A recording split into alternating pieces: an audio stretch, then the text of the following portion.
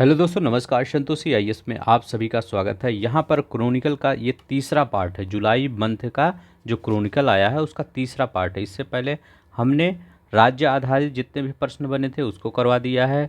National राष्ट्रीय आधारित जितने प्रश्न बने थे उसको करवा दिया है। ये इकोनॉमिक्स का पोर्शन है। यहाँ से जितने भी क्वेश्चन बन रहे हैं चलते हैं, कर लेते हैं। कैसे हम यहाँ पर करवाते हैं, देखिए। क्रोनिकल को एक थ्योरी पार्ट में दिया रहा है, जो पतली वाली क्रोनिकल है उसको आपको ले लेना चाहिए हर महीने, क्योंकि वो बहुत ही इंपॉर्टेंट होता है आपके पीसीएस के लिए, आपके आरओ के लिए। क्योंकि उसमें जो भी क्वेश्चन दिया रहता है, यही बुक है, ठीक है, ये बुक है, तो काफ़ी अच्छा क्वेश्चन दिया रहता है, एक्सप्लेन दिया रहता है, ठीक है। तो इसमें थ्योरी का पार्ट दिया था, हमने उसको किस पार्ट में बना दिया है, इसको ऑब्जेक्टिव पार्ट में बना दिया है। तो ऐसे आपको थोड़ा सा समझने में आसानी होगी। जो लोग पढ़ चुके होंगे वो करेंगे क्वेश्चन, देखिए उनको आ रहा है कि नहीं। तो इसीलिए मैं थोड़ा सा ये भी ले लेता हूँ बगल में, नहीं तो बच्चे ये पूछते हैं सर ये क्वेश्चन थोड़ा सा टफ लग रहा है, ये कहाँ से आ रहा है। तो ये कहीं से नहीं, आपके क्रोनिकल से ही आ रहा है। तो अगर आपको पसंद आएगा प्लीज़ लाइक सब्सक्राइब कर दीजिएगा। थोड़ा सा पीपीटी ऊटी बनाने में समय लगता है, और हाँ, बेल आइकन दबा लीजिएगा, क्योंकि थोड़ा सा हमारा टाइम का मैनेजमेंट नहीं चल पाता कि कब वीडियो आ जाए, इसलिए आप प्लीज़ बेल आइकन दबा लिया करिए। देखिए, एशियाई विकास बैंक एडीबी द्वारा सिक्किम में बिजली आपूर्ति हेतु मंजूर किए गए ऋण के बारे में निम्नलिखित 5 बहुविकल्पीय प्रश्न दिए गए हैं, इसमें बताइए। अब देखिए, ये सिक्किम और जो मतलब एडीबी बैंक ने मतलब ऋण दिया था उसी सब के बारे में क्वेश्चन है, 5 क्वेश्चन है। एशियाई विकास बैंक एडीबी ने सिक्किम में बिजली आपूर्ति की विश्वसनीयता, गुणवत्ता और लचीलेपन को बढ़ाने के लिए कितने अमेरिकी डॉलर को मंजूरी दी। तो पहला क्वेश्चन यही बनेगा कि सिक्किम को बिजली आपूर्ति के लिए किस बैंक ने, एशियाई विकास बैंक ने मंजूरी दी, मतलब ऋण दिया है। तो कितना ऋण दिया है, देखिए 148 मिलियन अमेरिकी डॉलर। तो 148 मिलियन अमेरिकी डॉलर। देखिए, जो लोग पढ़ चुके हैं यहाँ इस वाले पीपीटी मत देखिएगा, इसी में देखिएगा, ठीक है, इस वाले में। इस परियोजना का उद्देश्य सिक्किम में बिजली आपूर्ति की विश्वसनीयता, गुणवत्ता, लचीलेपन को बढ़ाने के लिए किस प्रकार की वितरण प्रणाली को उन्नत करना है। तो किस प्रकार की वितरण प्रणाली को उन्नत करना है, तो किस प्रकार की, ये देखिए, जलवायु प्रूफ, आधुनिक और मजबूत बनाना है, ठीक, गुणवत्ता और लचीलेपन को बढ़ाने के लिए, ठीक है, विश्वसनीय। तो ये जलवायु प्रूफ, आधुनिक और मजबूत प्रणाली विकसित करना है। पावर फॉर ऑल पहल का लक्ष्य क्या है। देखिए, पावर फॉर ऑल, ठीक है, ये भी याद रखिएगा किस मतलब राज्य से संबंधित है। तो यह सिक्किम की परियोजना है। पावर फॉर ऑल पहल की पूरी तरह समर्थन करती है। इसका लक्ष्य घरों और उद्योगों, व्यवसाय को 24 घंटे बिजली, तो घरों और उद्योगों 24 घंटे बिजली की आपूर्ति करवाना है, ठीक है, सी।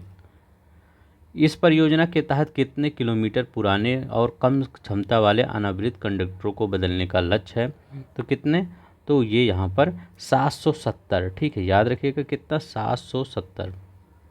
एशियाई विकास बैंक के वर्तमान अध्यक्ष कौन से हैं। तो एशियाई विकास बैंक के वर्तमान मासातुस्कु असाकावा है। ये देखिए, मासातुस्कु असाकावा जो जापान के हैं, इसके वर्तमान अध्यक्ष हैं एशियाई विकास बैंक के। इसकी स्थापना कब हुई थी, 1966 में हुई थी। इसीलिए मैं ये ला देता हूँ, क्योंकि सब क्वेश्चन को बनाना थोड़ा सा वो हो जाता है, लेकिन जो क्वेश्चन नहीं बना पाते हैं उसको यहाँ पर देख लेते हैं। इसके वर्तमान 68 राष्ट्र शामिल हैं जो एशिया के हैं, जो एशिया महाद्वीप है, तो उसमें 49 हैं, और जो अलग जो बचे हैं वो मतलब एशिया से अलग मतलब देश मतलब महाद्वीप के हैं, ठीक है। तो ये याद रखिएगा। अब देखिए, जिसका उत्तर भी नीचे दे दिया गया है, इसका पीडीएफ टेलीग्राम पे पड़ा है, वहाँ से पिछला वाला भी पीडीएफ जो आपका नेशनल का करवाए थे, और ये भी एक ही साथ ही सब है, ठीक है, जाके वहाँ से डाउनलोड करके पढ़ सकते हैं। अब देखिए, ये कुछ कहाँ पे कौन सा है, चीन और भारत का व्यापारिक भागीदार। चीन भारत का सबसे बड़ा व्यापारिक भागीदार। तो क्वेश्चन आपका यही पूछेगा, कौन सा देश भारत का सबसे बड़ा व्यापारिक भागीदार बना है, चीन। किसको पछाड़ दिया, अमेरिका को। देखते हैं कितना मूल्य रहा भारत चीन के द्विपक्षीय व्यापार में। तो 118.4 अरब डॉलर का मूल्य रहा। तो 118.4, प्लीज़ आप लोग, ठीक है, मतलब एफर्ट को थोड़ा सा आप लाइक सब्सक्राइब कर दीजिएगा। वित्त वर्ष 2023 और 24 में भारत का दूसरा सबसे बड़ा व्यापारिक भागीदार कौन था? तो भारत का दूसरा सबसे बड़ा व्यापारिक भागीदार अमेरिका था। ये देखिए 23-24 में भारत और अमेरिका के द्विपक्षीय 118.3 बिलियन डॉलर रहा। 2021 से 23 के बीच में अमेरिका भारत का शीर्ष भागीदार था। ठीक है, तो ये कौन था? अमेरिका। ठीक है, तो 23 और 24 मतलब 2023-24 में भारत का दूसरा सबसे बड़ा व्यापारिक भागीदार कौन था? अमेरिका। तो ज़्यादा नहीं बढ़ा है ये। अमेरिका कितना है? भारत और अमेरिका का 118.3 बिलियन डॉलर है। ठीक है, और देखिए यहाँ पर चाइना का कितना है? तो 118.4। ठीक है, तो बिलियन डॉलर। ठीक है, तो इतना ही है, थोड़ा सा एक पॉइंट बढ़ा है। तो तब भी क्वेश्चन बन सकता है, भारत का सबसे बड़ा व्यापारिक भागीदार कौन बना है? चाइना बना है, दूसरे नंबर पर अमेरिका है। किस वित्त वर्ष के दौरान भारत और अमेरिका का शीर्ष व्यापारिक भागीदार था? तो भारत किस वित्त वर्ष के? 2021-22 से लेकर और 2022-23 में 21-22 और 23-24 में सबसे बड़े भागीदार थे ये और ये। ठीक है, तो ये आंसर है, आप देख लीजिएगा। भारत के निर्यात और आयात के निम्नलिखित 4 बहुविकल्पीय। तो ये देखिए भारत के निर्यात और आयात पर, तो भारत ने 2023 में निर्यात और मतलब रिकॉर्ड निर्यात कर दिया। तो वित्तीय वर्ष 2023-24 में भारत का कुल निर्यात कितना रहा है? तो भारत का कुल निर्यात कितना रहा है? 778 बिलियन अमेरिकी डॉलर रहा है। भारत का सेवा निर्यात कितना रहा? अब देखिए यहाँ पर सेवा निर्यात की बात कर रहा है। देखिए सेवा, तो सेवा निर्यात कितना रहा है? तो सेवा निर्यात पूर्व के 325 अमेरिकी बिलियन डॉलर से बढ़कर 341 बिलियन डॉलर हो गया है। तो कितना हो गया है? 341 बिलियन डॉलर हो गया है। अब देखिए वित्तीय वर्ष 2023-24 में भारत का कुल आयात कितना था? आयात पूछ रहा है। कुल आयात देखिए 853.8, तो 853.8 अमेरिकी बिलियन डॉलर था। अब देखिए यहाँ पर थोड़ा सा देख लेते हैं कि वित्त वर्ष 2023-24 में चीन, रूस, इराक, संयुक्त अरब अमीरात, सिंगापुर समेत कई देश भारत की निर्यात में काफ़ी बढ़ गया है। शीर्ष 10 शामिल अन्य देश कौन? यूके, ऑस्ट्रेलिया, सऊदी अरब, नीदरलैंड, अफ्रीका है। ठीक है, अब देखिए वित्तीय वर्ष 2023-24 में भारत का व्यापारिक घाटा कितना था? देखिए व्यापार घाटा, ये देखिए यहाँ व्यापार घाटा है, तो भारत का व्यापार घाटा 75.6 बिलियन अमेरिकी डॉलर, 75.6 बिलियन अमेरिकी डॉलर था। अब देखिए यहाँ पर कौन सा? मॉरिशस को 14,000 टन बासमती चावल। ठीक है, ये देखिए एक मिनट,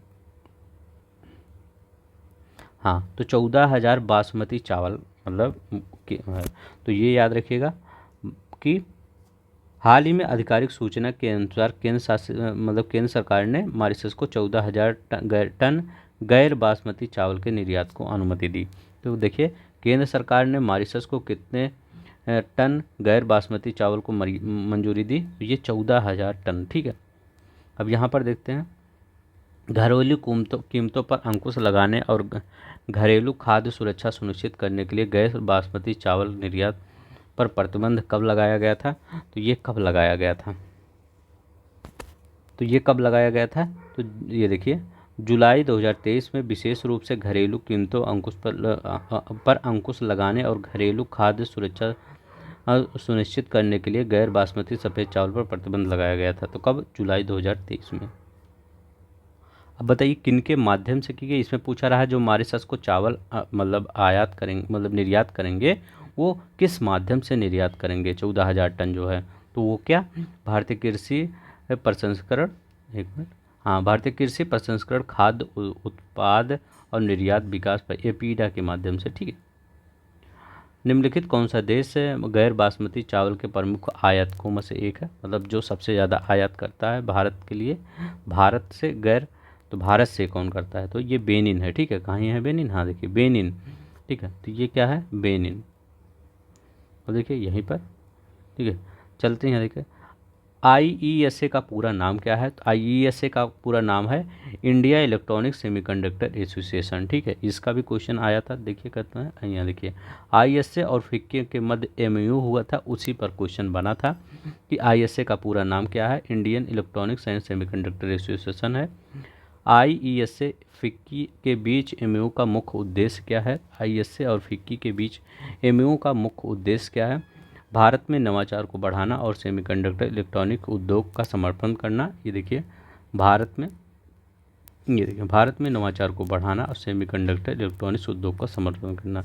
जैसे मैं आपको लिए जो वीडियो लाता हूँ वो थोड़ा सा इनोवेटिव वीडियो लाता हूँ। ऐसा वीडियो आपको शायद यूट्यूब पे लाते होंगे कई लोग, मैं ये नहीं कर रहा हूँ कोई नहीं लाता होगा, हो सकता है कोई लोग लाते हों, लेकिन ऐसे बहुत कम ही लोग लाते हैं। ठीक है, तो मैं हमेशा यही सोचता रहता हूँ कि आपको कितना इनोवेटिव तरीके से मैं पढ़ा सकूँ। ठीक है, तो प्लीज़ आप सब बने रहेंगे तो आपको एक एक इनोवेशन मिलता रहेगा मेरे पढ़ाने के तरीक़ों में। ठीक है, फिक्की के साथ यह रणनीति साझेदारी भारत के किस क्षेत्र में एक वैश्विक केंद्र में बदलने में महत्वपूर्ण भूमिका रही है? ठीक है, तो किसके साथ है? तो किस में? इलेक्ट्रॉनिक्स डिजाइन और विनिर्माण, तो वही है इलेक्ट्रॉनिक्स डिजाइन विनिर्माण। तो ये देखिए, अब देखिए यहाँ पर किससे है? तो ये जो हमारा जो जिस पर आप शेयर मार्केट वगैरह नहीं खेलते, मतलब हो सकता है कोई लोग ना खेलते हैं लेकिन कई लोग को पसंद है भी है, तो ये जो शेयर मार्केट है उस पर क्वेश्चन बना है। ठीक है, तो क्या है? भारत का जो 5 ट्रिलियन डॉलर से अधिक पूंजी वाला 5वां देश बन गया है। तो 23 मई 2024 को बॉम्बे स्टॉक एक्सचेंज में सूचीबद्ध सभी कंपनियों का कुल मार्केट कैप कितना हो गया? तो जो बॉम्बे उसमें कितना हो गया? 5.05 ट्रिलियन डॉलर, जो 5वां सबसे बड़ा हो गया। तो पहले पे कौन सा है? अमेरिका है, चीन है, फिर जापान है, हांगकांग है, इसके बाद भारत का नंबर आ गया। ठीक है, तो हमारा देश 5वें पे, पहले अमेरिका, चीन, जापान तीनों देश है, फिर हांगकांग बीच में आएगा, उसको याद रखिएगा। ठीक, अभी इस पर भी क्वेश्चन बना है। 5 ट्रिलियन डॉलर के आंकड़ों को पार कर दिया है हमारा बीएससी। ठीक है, इसकी स्थापना 1875 में हुई थी। एशिया का पहला स्टॉक एक्सचेंज है, इसका मुख्यालय मुंबई में है, ये याद रखेंगे। अब देखिए यहाँ पर 5 ट्रिलियन अमेरिकी डॉलर में ये पूछ रहे हैं कि जो वही आप देश बताएं वही देश बता दीजिए। चारों देश कौन से हैं भारत के? पहले तो पहले अमेरिका है, चाइना है, जापान है, फिर ये जर्मनी, ये नहीं गलत हुए, अमेरिका है, चीन है, जापान है और ये हांगकांग एक सही है। ठीक है, जर्मनी गलत है, यहाँ पर रूस ले दिया, यहाँ जर्मनी, तो यही आपका सही है। अब देखिए बॉम्बे स्टॉक एक्सचेंज बीएससी की स्थापना किस वर्ष हुई थी? तो कब हुई थी? 1875। ये देखिए अभी तो हम पढ़े हैं 1875। बॉम्बे स्टॉक एक्सचेंज मतलब बीएससी का मुख्यालय कहाँ है? तो ये मुंबई में, देखिए मुंबई में है। ठीक है, अब देखिए यहाँ पर मार्च 2023 में भारत में पूंजीकरण और सकल घरेलू उत्पाद एम कैप टू डीजीपी कितना है?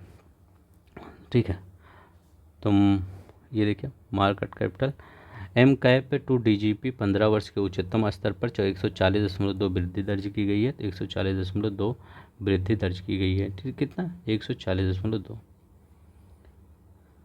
ये देखिए आंसर है। अब देखिए भारतीय रिजर्व बैंक द्वारा केंद्र सरकार से अधिशेष हस्तांतरण पर 5। अब देखिए भारतीय रिजर्व बैंक ने लेखांकन वर्ष 2023-24। अब देखिए आपको ये भी पता होना चाहिए लेखांकन वर्ष क्या होता है, अकाउंटिंग ईयर क्या होता है। कई बार क्वेश्चन पे आपके आया है पेपर में। अकाउंटिंग ईयर कब से कब होता है? जुलाई से होता है। जुलाई मतलब जो रिजर्व बैंक है अपना लेखांकन करता है तो जुलाई से जून तक करता है। कब करता है? जुलाई से जून तक। उसमें क्या होता है देखिए सर, कितने करोड़ रुपए का अधिशेष हस्तांतरण करें तो कितने करोड़ रुपए का? ये आपका 2,10,874। ठीक है, इतने करोड़ रुपए का अधिशेष हस्तांतरण किए। अब देखिए वित्त वर्ष 2023-24 के लिए विशेष अधिशेष हस्तांतरण पिछले वित्त वर्ष की तुलना में कितने % अधिक रहा? तो कितने %? 140% अधिक रहा। देखिए हर क्वेश्चन का हमने क्वेश्चन मतलब हर एक लाइन का क्वेश्चन बना दिया है। ठीक है, तो 140% मतलब अधिक रहा। पिछले वीडियो में मैंने देखा था इस पर लोगों का मतलब लाइक तो किए थे, सब्सक्राइब कम किए थे। ठीक है, मैं सोचा हो सकता है लोग पसंद ना कर रहे हों। ठीक है, वित्त वर्ष 2023-24 के लिए आकस्मिक जोखिम बफर आरबीआई को कितना बढ़ाकर किया? तो मतलब ये करें आकस्मिक जोखिम बफर जो होता है वो कितना कर, कंटिजेंट रिस्क बफर CRB है, तो 6 से 6.5 बढ़ गया है। तो 6 से 6.5 बढ़ गया है, क्या है 6 से 6.5, ठीक है। देखिए यहाँ पर भारतीय रिजर्व बैंक अधिनियम 1934 की किस धारा के अनुसार आरबीआई अपने कामकाज से उससे अर्जित किसी भी लाभ को केंद्र सरकार से हस्तांतरित करना अनिवार्य है।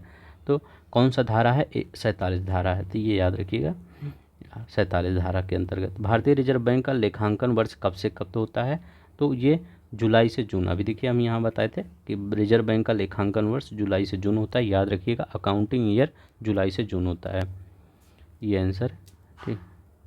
अभी देखिए इधर है, आप देखिए श्रीलंका को 100 ऑक्टेन प्रीमियम ईंधन की आपूर्ति हो गई है, इसके बारे में क्वेश्चन बने हैं। देखते हैं कितने क्वेश्चन बने हैं, इसमें भी 5 क्वेश्चन बने हैं। कौन कौन से क्वेश्चन बने हैं। 18 मई 2024 को Indian oil corporation limited IOCL ने किस देश को 100 ऑक्टेन प्रीमियम ईंधन XP100, ये याद रखेंगे XP100, ठीक है। तो XP100 याद रखेंगे। ये भी पूछ सकता है कि जो अभी श्रीलंका को तेल आयात किया गया वो किस नाम से, तो वो किस नाम से, XP100 नाम से, ठीक है। तो वो किसको, श्रीलंका को। अब देखिए XP100 किस पहल के वाहनों के लिए तैयार किया गया था, तो प्रीमियम हाई एंड वाहनों के लिए, मतलब जो बड़े वाहन होते हैं उनके लिए तैयार किया गया है, ठीक है। प्रीमियम हाई वाहनों के लिए तैयार किया गया है। ये क्या है देखिए, अभी देखते हैं। प्रीमियम हाई बना यही लिखा गया था यहाँ पर, ये देखिए जिसे उच्च स्तरीय वाहनों के लिए डिजाइन किया गया, ये अपने साधारण एंटी नॉक गुणों से सुसज्जित होते हैं, ठीक है। एंटी नॉक गुणों के साथ डिजाइन किया गया यह इंजन प्रदर्शन और तेज सुगम चालन और बेहतर ईंधन अर्थव्यवस्था को विकसित करता है, ठीक है। ये ऑक्समैन टेक्नोलॉजी का लाभ उठाता है। XP100 किस टेक्नोलॉजी पर, ऑक्टामैक्स है, ठीक है। ऑक्टामैक्स, ठीक, ऑक्टामैक्स है ना, ये देखिए ऑक्टामैक्स। तो ऑक्टामैक्स ये जो टेक्नोलॉजी है, ये देखिए ऑक्टामैक्स टेक्नोलॉजी, इस पर उठाता है। अब देखिए यहाँ पर XP100 शिपमेंट किस बंदरगाह से हरी झंडी दिखाई गई, तो कोई बंदरगाह यहाँ पर दिख रहा होगा, तो देखिए दिख रहा है Pandit Jawaharlal Nehru port and trust shipment से हरी झंडी दिखाई गई, ठीक है। तो ये Jawaharlal Nehru port and trust से। XP100 के कौन से गुण उच्च स्तरीय वाहनों के लिए उपयुक्त बनाते हैं, असाधारण एंटीनॉक गुण और तेज सुगम चालन, ये बेहतर ईंधन व्यवस्था उपलब्ध कराते हैं, देखिए आंसर है। अब देखिए यहाँ पर है ये टेसजल एंड हाइजिनको के मध्य ये समझौता हुआ है, देखते हैं क्या है। Tata steel special economic zone limited ने किस परियोजना के तहत, ये मतलब यही टेसजल यही नाम है इसका, Tata steel economic zone limited किसके मध्य समझौता हुआ है, तो हाइजिनको, किसके मध्य, हाइजिनको के मध्य समझौता हुआ है। तो समझौते ज्ञापन पर हस्ताक्षर किए, तो हरित हाइड्रोजन और हरित अमोनिया, ठीक है। हरित हाइड्रोजन और हरित अमोनिया, ठीक है, किस परियोजना के लिए ना, तो हरित हाइड्रोजन और हरित अमोनिया के लिए। हरित हाइड्रोजन और हरित अमोनिया परियोजना का कहाँ स्थापित किया जाएगा, तो देखिए हरित हाइड्रोजन और ये उड़ीसा में, देखिए उड़ीसा में, ठीक है। अब देखिए उड़ीसा में ये हरित हाइड्रोजन हरित अमोनिया उड़ीसा के किस औद्योगिक पार्क में स्थापित किया जाएगा, तो ये देखिए गोपालपुर औद्योगिक पार्क ना, यहीं पर आयोजित किया जाएगा, ठीक है। बहुत इंपॉर्टेंट है, ये याद रखिए गोपालपुर औद्योगिक पार्क, ठीक है। अब देखिए हाइजिनको, जो ये हाइजिनको है ना, द्वारा अपनी हरित हाइड्रोजन हरित अमोनिया और डेरिवेटिव इकाई के लिए भूमि अधिग्रहण किस जिले में किया जाएगा, तो वो कौन सा जिला है, गंजाम जिला, देखिए गंजाम जिला में भूमि अधिग्रहण किया जाएगा, तो ये है। हाइजिनको अगले 3 वर्ष में स्वच्छ ईंधन और स्थानीय बाजार में के हेतु कितना निवेश कर रहा है, तो कितना निवेश, 2.5 बिलियन अमेरिकी डॉलर। अब देखिए भारत का पहला लार्ज लैंग्वेज मॉडल सेसम, इस सेसम के बारे में देख लीजिए, हो सकता है आपसे पेपर में पूछ ले, वो सेसम क्या है, तो लार्ज लैंग्वेज मॉडल है, ठीक है। ये पहला लार्ज लैंग्वेज मॉडल कौन सी कंपनी ने अनावरण किया, तो कौन सी, पाइन लैब्स ग्रुप ने, कहीं है पाइन लैब्स, ये देखिए पाइन लैब्स ग्रुप है, इसी ने पहला लार्ज लैंग्वेज मॉडल सेसम याद रखिएगा। सेसम किस क्षेत्र के मतलब विशेष के लिए डिज़ाइन किया गया है, तो सेसम किस क्षेत्र विशेष के लिए, बैंकिंग वित्तीय सेवा में के लिए डिज़ाइन किया गया है, या विशेष रूप से देखिए बैंकिंग वित्तीय और सेवा बीमा क्षेत्र के लिए डिजाइन किया गया है। सेसम किसके सहयोग से विकसित किया गया है? देखिए सेसम किसके सहयोग से विकसित किया गया है? सेसम सर्वम आर्टिफिशियल इंटेलिजेंस, सर्वम एआई के द्वारा विकसित किया गया है। सर्वम आर्टिफिशियल इंटेलिजेंस, देखिए उधर भी लगाते हैं इधर भी हो जाता है, ठीक है, थोड़ा सा दोनों, जैसे वो क्या कहते हैं, थ्री इडियट मूवी नहीं थी, उसमें दोनों हाथ से लिखना पड़ता है, दिमाग दोनों जगह रहता है, इसलिए यहाँ भी दिमाग दोनों जगह देखना पड़ता है, इस वाले भी में भी और यहाँ पर भी, ठीक है, तो ऐसे उस पर आ जाता है, इसके लिए सॉरी। सीसम का मुख्य उद्देश्य क्या है? तो सीसम का मुख्य उद्देश्य क्या है? तो इसका मुख्य उद्देश्य है क्रेडिट निर्णय को बढ़ावा देना, हाइपर व्यक्तिगत वित्तीय सेवाएं प्रदान करना, ठीक है, तो यही है, ये देखिए क्रेडिट निर्णय को बढ़ावा देना, हाइपर व्यक्तिगत वित्तीय को बढ़ावा देना। सीतु स्थापना, देखिए सीतु स्थापना किस वर्ष की गई थी? सीतु की स्थापना, तो ये देखिए सीतु क्या है? सीतु और सर्वम एआई स्थानीय स्तर पर जानकारी संग्रहित और डेटा मॉडल प्रस्तुत सुनिश्चित करते हैं, मतलब ये डेटा मतलब रखता है। सीतु की स्थापना 2018 में की गई थी, ये इतना इंपॉर्टेंट नहीं है तो याद रख लीजिए 2018 में, ठीक है, बस इतना ही था। अब देखिए कल अंतर्राष्ट्रीय आ जाएगा, प्लीज़ आप बेल आइकन दबा लीजिए, टाइमिंग थोड़ा सा वो हो रहा है, ठीक है, इसलिए वो नहीं बन पा रहा किस टाइम अपलोड किया जाए वीडियो, ठीक है, तो आज के लिए बस इतना ही। अगर आपको पसंद आया होगा तो प्लीज़ लाइक कर दीजिए। अब देखिए कल जितना भी अंतर्राष्ट्रीय पोर्शन होगा उसका कर लेंगे, ठीक है, आज ही करने वाला था लेकिन थोड़ा सा टाइम का इशू था इसलिए नहीं कर पाए। तो अगर आपको अच्छा लगेगा तो प्लीज़ शेयर और सब्सक्राइब कर दीजिएगा, लाइक कर दीजिएगा। धन्यवाद, नमस्कार, जय हिंद, जय भारत।